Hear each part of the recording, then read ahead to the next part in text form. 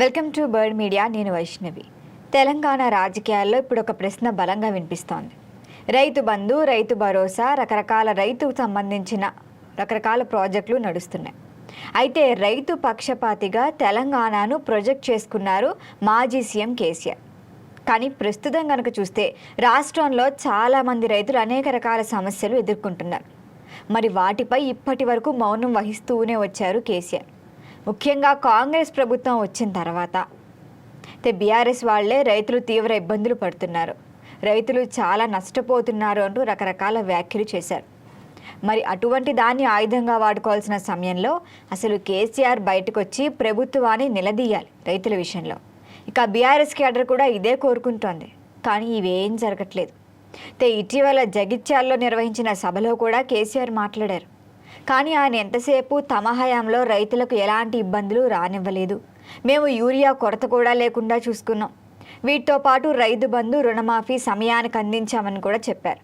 ఇక కాంగ్రెస్ ప్రభుత్వంపై కూడా తీవ్ర విమర్శలు గుప్పించిన ఆయన రైతుల సంక్షేమమే బీఆర్ఎస్ ప్రభుత్వ లక్ష్యమని పేర్కొన్నారు. కానీ సేమ్ ఇప్పుడు అదే రైతులు నిజంగా తీవ్ర కష్టాల్లో ఉన్నా కూడా ఆయన ప్రత్యక్షంగా స్పందించకపోవటం పైన కూడా ప్రశ్నలు వస్తున్నాయి. ప్రస్తుతం యాసంగి ధాన్యం కొనుగోలులో జాప్యం రైతులను ఆందోళనకి గురి చేస్తోంది. మరి వీటితో పాటు గ్రామాల్లో ధాన్యం సమస్య ఉంది. ధాన్యం కుప్పలు కళ్ళాల్లోనే పేరుకుపోయి ఉన్నాయి. వీటన్నిటితో పాటు ధాన్యం కేంద్రాల్లో కంటా కూడా పెట్టడం లేదని రైతులు ఆవేదన వ్యక్తం చేస్తున్నారు. వీటికి సరిపోదన్నట్టు ఇప్పుడు మండే ఎండలు, మరోవైపు అక్కడక్కడ పడుతున్న వర్షాలు, ఇవన్నీ ఖచ్చితంగా రైతులను మరింత కష్టాల్లోకి పెడుతున్నాయి. ఇప్పుడు వర్షాలు పడితే గనక ధాన్యం తడిసి ముద్దైపోతాయి.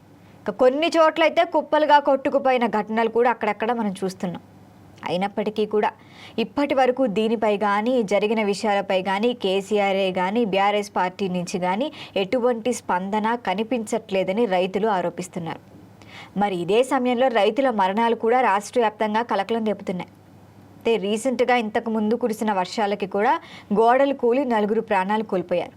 మరి మరొక వ్యక్తి సెంట్రింగ్ బాక్స్ కింద పడి చనిపోయారు. ధాన్యం కొనుగోలు జరగకపోవడంతో చాలామంది రైతులు మనస్తాపానికి గురై ఆత్మహత్య చేసుకున్న సందర్భాలు కూడా చాలా ఎక్కువే.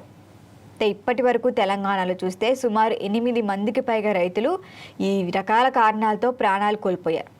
మరి ఈ పరిణామాలపై కూడా ప్రభుత్వం నిర్లక్ష్యంగా వ్యవహరిస్తోందని కొన్ని సంఘాలు వచ్చి మాట్లాడుతున్నప్పటికీ కేసీఆర్ కానీ ఎవ్వరూ ఏం మాట్లాడట్లా.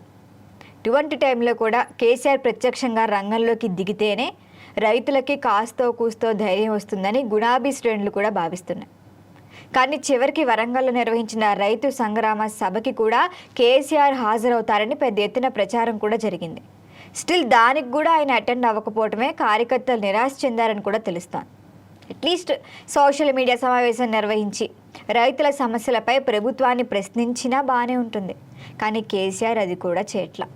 ఇప్పటి వరకు మేము రైతు బిడ్డలో, రైతు ప్రభుత్వం మాది అని చెప్పిందంతా ఉత్త పేరుకేనా, అంతే తప్ప నిజంగా ఆయన మాట్లాడేది లేదా అని కూడా మాట్లాడుతున్నారు. కాకపోతే మరొక వైపు రేవంత్ రెడ్డి ఇటీవల కాళేశ్వరం ప్రాజెక్టులోని మేడిగడ్డ బ్యారేజీ కూడా సందర్శించారు. మరి వాటి మరమ్మతులు కూడా జరుగుతున్నాయి. మరి బీఆర్ఎస్ నేతలు కూడా ప్రస్తావిస్తున్నారు ఇవన్నీ. కానీ రైతుల ఆత్మహత్యల విషయాలే కానీ, ధాన్యం కొనుగోలు సమస్యలు కానీ, ఇంకా ఇతరితర సంబంధాల అంశాలపై కూడా కేసీఆర్ మరింత దూకుడుగా పోరాడాల్సిన అవసరం ఉందని ఇక్కడ గులాబీ క్యాడర్ అభిప్రాయపడుతోంది. నేను రైతు పక్షపాతిని, మాది రైతు ప్రభుత్వం అని చెప్పుకునే కేసీఆర్ ఇప్పుడు కూడా మౌనం వేడకపోతే రాజకీయంగా అది బీఆర్ఎస్కు నష్టంగా మారే అవకాశం ఖచ్చితంగా ఉంది. చూద్దాం మరి ఇన్ ఫ్యూచర్లో మేబీ కేసీఆర్ ఏమన్నా బయటకు వచ్చి మాట్లాడతారా రైతుల కోసం, రైతుల పక్షాన్ని నిలబడతారా అన్నది మాత్రం చూడాల్సిందే. దీనిపై నా మీ అభిప్రాయాన్ని తెలియచేయండి. చూస్తూనే ఉండండి బర్డ్ మీడియా.